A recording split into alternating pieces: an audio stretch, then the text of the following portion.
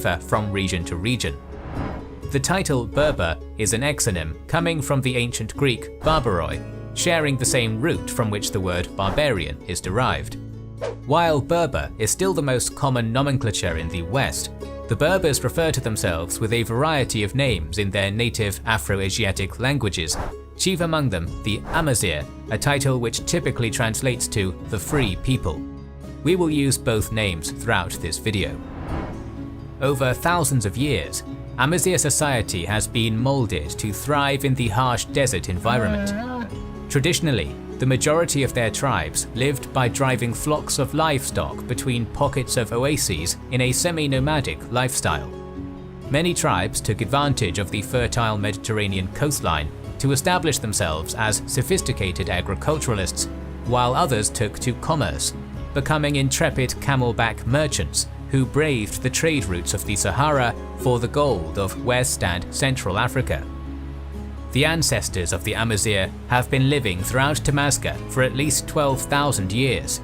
However, save for the enigmatic Tefineg script used by some tribes, the majority of ancient Berbers were non-literate. As a result, their pre-Islamic history is passed together through the external accounts of foreign empires.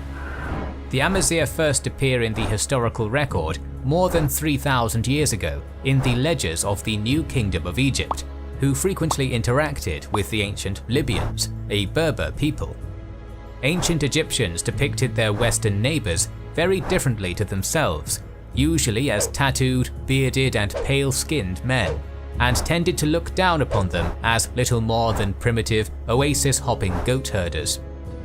Despite that, we know that they served in the armies of Ramses as horsemen, and their largest tribe, the Meshwesh, even managed to conquer parts of Egypt in 945 BC, establishing themselves as pharaohs of Egypt's 22nd and 23rd dynasties until they were pushed out 200 years later.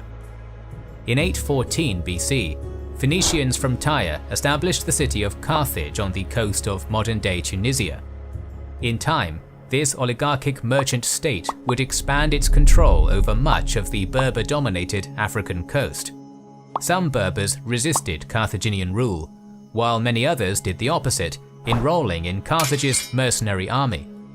Whatever their allegiance, the lightly armoured Amazigh mounted javelin throwers became famous throughout the Mediterranean for their mobility, speed, and deadliness.